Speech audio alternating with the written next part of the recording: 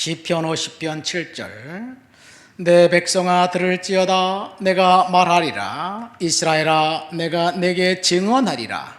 나는 하나님 곧 내 하나님이로다. 나는 내 재물 때문에 너를 책망하지는 아니하리니 내 번제가 항상 내 앞에 있음이로다. 내가 내 집에서 숫소나 내 우리에서 순염소를 가져가지 아니하리니 이는 삼림의 짐승들과 무산의 가축이 다 내 것이며 산의 모든 새들도 내가 아는 것이며 들의 짐승도 내 것이미로다. 내가 가령 줄여도 내게 이르지 아니할 것은 세계와 거기에 충만한 것이 내 것이미로다. 내가 수소의 고기를 먹으며 염소의 피를 마시겠느냐? 감사로 하나님께 제사를 드리며 지존하신 이에게 내 소원을 갚으며 환난 날에 나를 부르라. 내가 너를 건지리니 내가 나를 영화롭게 하리로다. 아멘. 오늘 우리가 읽은 시편 50편은 아삽의 시라는 제목이 달려 있습니다. 아삽은 레위 지파의 게르손의 후손으로 다윗이 장막을 이제 다윗성으로 옮겨올 때 재금을 잡고 찬양하면서 하나님을 예배했던 예배자입니다. 이 모세가 12지파를 모아놓고 제비 뽑기를 해서 땅을 분배했고 여호수아 때 그렇게 예정된 대로 각 지파에게 땅을 이제 배정했습니다. 이때 레위 지파는 제사장 지파이기 때문에 땅을 분배하지 않고 12지파가 차지한 그 땅에서 48개의 성읍을 이제 할당받아서 그곳에 흩어져서 살게 되었습니다. 레위의 네 아들 그 가족대로 땅을 분배했고 그 다음에 아론을 위해서는 13개 성읍을 이제 주었습니다. 13개 성읍 중에서 가장 대표적인 것이 실로라는 그 도시, 이 엘리 제사장이 있던 곳입니다. 그리고 이 13개 성읍 중에서 6개의 도피성을 만들고 억울하게 부지 중에 살인한 사람이 글로 도망가서 피해 보수자로부터 이제 피할 수 있도록 만들어 주었습니다. 이렇게 이 아론의 후손들 제사장들은 12지파에 흩어져 살면서 그곳에서 예배하는 예배자의 삶을 살게 됩니다. 이 아삽은 레위 지파로 제사장 가문이 아닙니다. 하나님 앞에 찬양하는 성가대 대원으로 이제 섬기고 있었습니다. 이 웃사가 그 법궤를 옮기다 죽었지요. 웃사는 레위 지파 그하스의 후손이기 때문에 웃사는 법궤에 대해서 어떻게 다뤄야 할지 잘 알고 있는 사람입니다. 그런데 블레셋 사람들이 수레에 싣고 온 그 법궤를 하나님의 말씀대로 다루지 않고 그냥 갖고 가다가 떨어지려고 하니까 붙잡아서 죽었습니다. 그 광경을 알았던 다윗은 이 법궤를 다윗성으로 옮겨오면서 철저하게 하나님 말씀 가운데서 이제 그 법궤를 어깨에 메고 오면서 하나님 앞에 예배하고 찬양합니다. 이때 예배자로 있었던 사람이 아삽이었고 이후 아삽은 12개의 시편을 썼습니다. 그리고 아삽과 함께 예배자로 있었던 사람이 헤만과 에단이라는 사람인데 이 헤만과 에단 역시 88편과 89편 한 편씩을 기록했습니다. 아삽은 성가대를 봉사하면서 하나님 앞에 예배하러 나온 사람들의 면면을 다 봤습니다. 오늘 우리가 예배드리는 교회에서 예배드리는 이 예배 순서는 다윗의 예배에서 기원합니다. 당시 사람들은 하나님 앞에 번제를 드렸어요.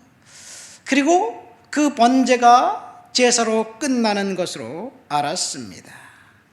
7절, 8절 말씀, 7절부터 9절까지 말씀 보니까 내 백성아 들을지어다 내가 말하리라 이스라엘아 내가 증언하리라 나는 내 하나님 곧 내 하나님이로다. 나는 내 재물 때문에 너를 책망하지 아니하리니 내 번제물이 항상 내 앞에 있음이로다. 내가 내 집에서 숫소나 내 우리에서 순념소를 가져갔느냐. 이 말이 무슨 말입니까? 이 말은 책망입니다. 하나님께 번제의 제물을 가져온 것으로 예배에 대한 의무가 끝났다고 생각하는 사람들에 대한 완악함과 탐욕과 위선을 지금 책망하고 있는 것입니다. 내 앞에 번제가 항상 있느니라 말씀하시면서 너희가 드린 번제는 가짜다. 내가 언제 너희들에게 숫소와 순념소를 요구했더냐. 그러면서 10절부터 12절까지 산림의 짐승들과 산의 가축이 다 내 것이며 산의 새들과 짐승도 내 것이며 세계와 거기 충만한 것들도 다 내 것이다. 내가 이렇게 많이 갖고 있는데 너희들에게 숫소와 순념소를 언제 요구했느냐. 그러면서 13절에 이렇게 말합니다. 내가 수고의 고기를 먹으며 염소의 피를 마시겠느냐. 책망하고 있습니다. 겉모습은 경건하고 거룩한 예배자의 모습을 갖고 있으나 속에는 탐욕과 위선이 가득한 사람들에 대한 책망입니다. 13절과 14절 15절 말씀에 보니까 하나님이 이 예배 위선을 책망하면서 요구하는 것이 네 가지가 있습니다. 우리 14절 15절 말씀을 한번 볼까요? 감사로 하나님께 제사를 드리며 지존하신 이에게 내 서원을 갚으며 환난 날에 나를 부르라. 내가 너를 건지며 내가 나를 영화롭게 하리로다. 첫 번째 하나님이 책망한 것은 감사하지 않은 사람들을 책망한 것이에요. 감사로 하나님께 제사를 드리라고 말씀하고 있습니다. 감사는 선택입니다. 초대교회 성도들은 만나면 데오크라티아라고 인사했습니다. 주 1세기부터 3세기까지 약 300년간 성도들은 극심한 환난과 혼란과 핍박과 고통을 받으면서도 하나님 앞에 예배했고, 그리고 카타콤 동굴 속에 숨어 들어가 거기서 하나님을 예배했습니다. 성도들이 만나면 환희와 기쁨과 그 감사와 감격이 넘쳐나는 예배를 했습니다. 외적인 상황은 박해 때문에 두렵고 떨림의 연속이었지만 성도들의 구성원들은 절대 빈곤층으로 노예와 여성들, 사회적 약자들이 대부분이었지만 그들이 만나면 하나님을 예배했고 거룩한 공동체를 만들었고, 떠날 때 헤어지면서 데오크라티아스라고 인사했습니다.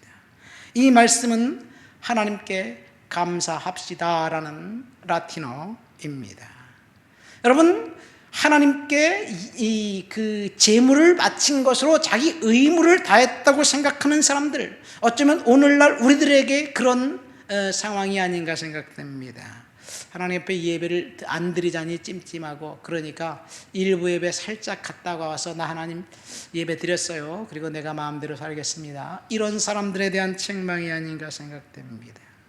여러분, 초대교회 성도들은 감사할 수 있는 여건이 아니었습니다. 그러나 그들은 감사했습니다.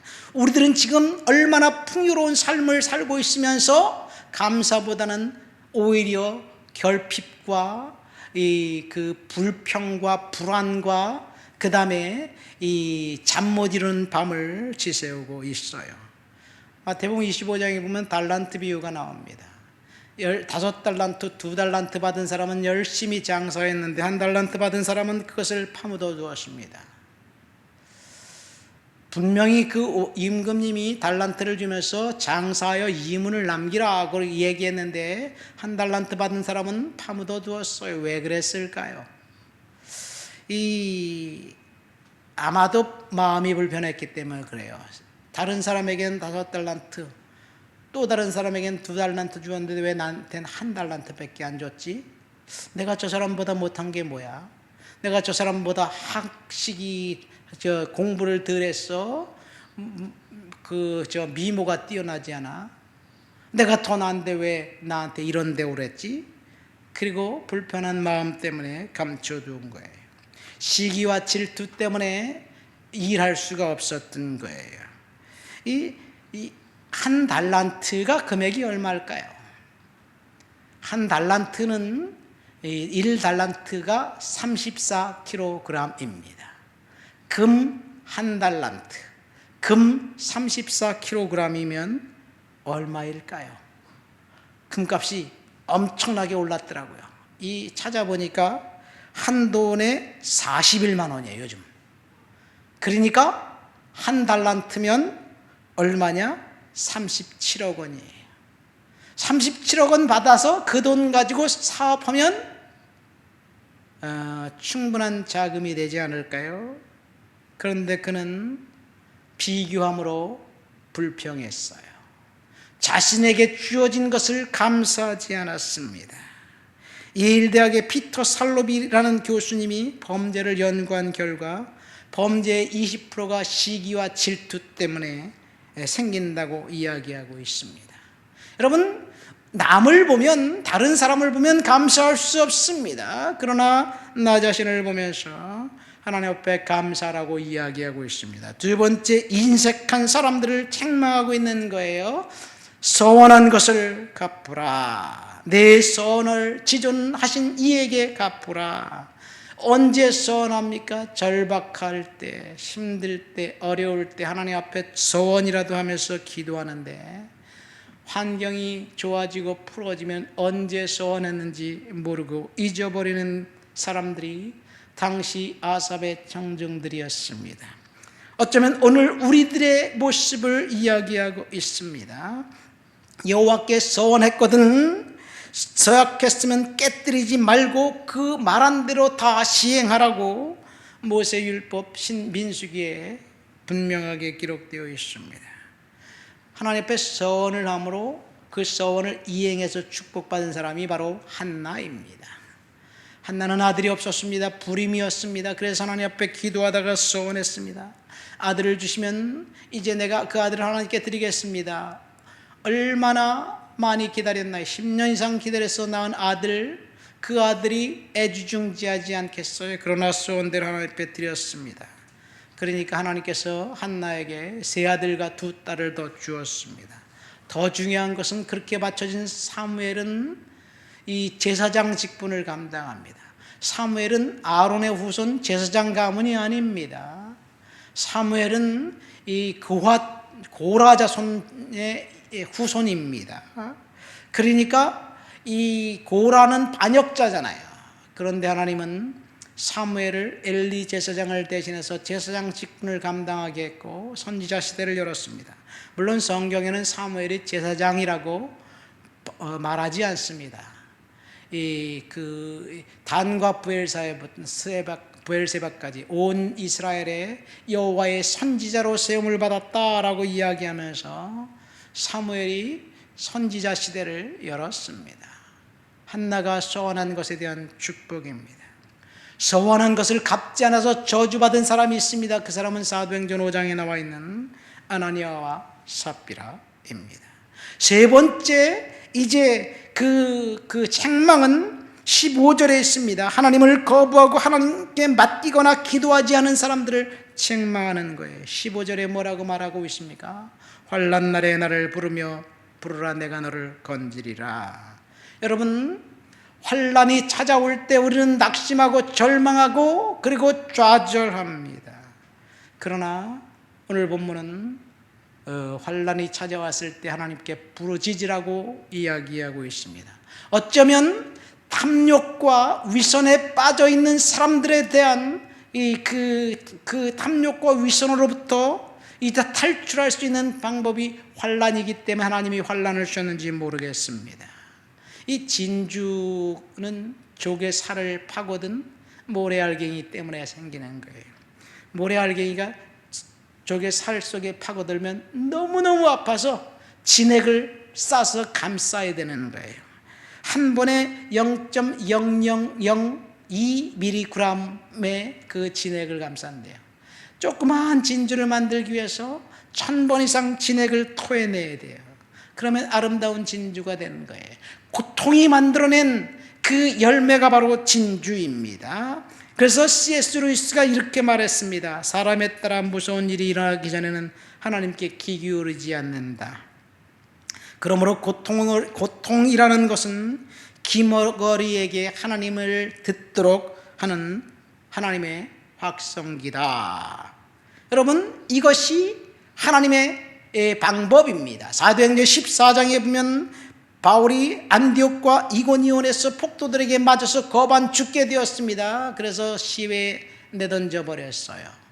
제자들이 시체를 수습하러 갔다가 살아난 사도 바울을 모시고 왔습니다. 그때 어떤 일이 일어난지 아십니까?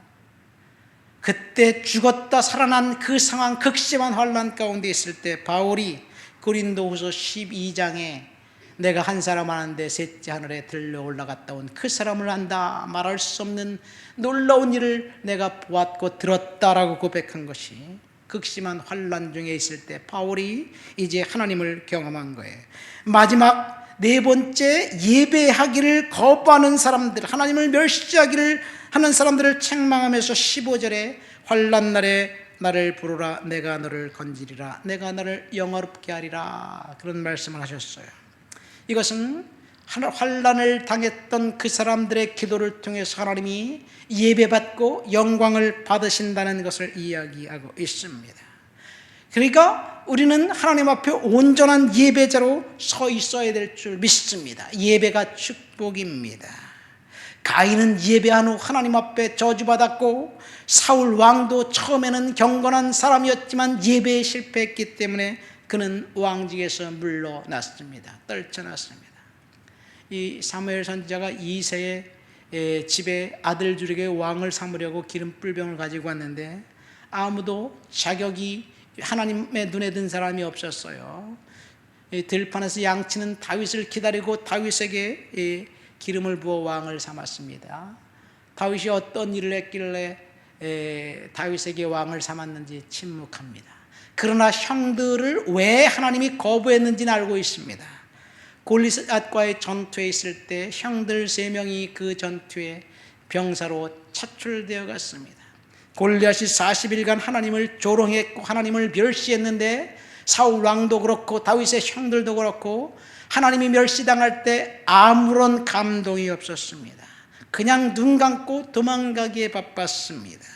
그러나 다윗이 아버지 심부름을 갔다가 한 번 듣고 난 다음에 거룩한 분노로 일어나 골리앗을 쳐다냈습니다. 다윗은 하나님 앞에 예배하는데 열정이 있었고 사울 왕도 그렇고 다윗의 형들은 하나님이 멸시당할 때 침묵했습니다. 그래서 하나님이 그들을 쓸 수가 없었어요. 자격 미달입니다. 축복은 예배에 있습니다. 지금 아삽은 하나님 앞에 예배하라고 이야기하고 있습니다. 말씀을 맺습니다. 오늘 아삽의 시를 통해서 하나님이 원하시는 것은 재물이 아니라 감사와 서원을 이행하는 것에 있다고 이야기하면서 하나님 앞에 재물을 드리고 의무를 다했다고 생각하는 탐욕과 위선에 빠진 사람들을 책망하면서 한 말입니다. 이 세상의 모든 것들이 내 것인데 내가 숫소와 숫염소를 받고 기뻐하겠느냐. 하나님 앞에 서원한 것이 있으면 이행하고 감사하고 그리고 기도하고 예배자의 삶을 살라고 이야기하고 있습니다. 아삽의 청중들은 지금 우리들입니다. 우리들을 향한 책망으로 받고 우리가 하나님 앞에 감사하고 서원한 것을 갚고 그리고 환난 당했을 때 하나님을 기도하고 예배하는 예배자로 우리는 살아야 될 줄 믿습니다. 하나님 아버지 감사합니다. 아삽의 책망을 들었습니다. 아삽의 책망이 우리들을 향한 책망으로 듣고 하나님 앞에 온전한 예배자로 다시 서 있게 도와 주시옵소서. 감사하게 하옵소서. 서원한 것을 하나님 앞에 이행할 수 있도록 도와 주시옵소서. 환난 당할 때 절망만 하지 않고 하나님 앞에 기도하게 하옵소서. 예수님 이름으로 기도합니다. 아멘.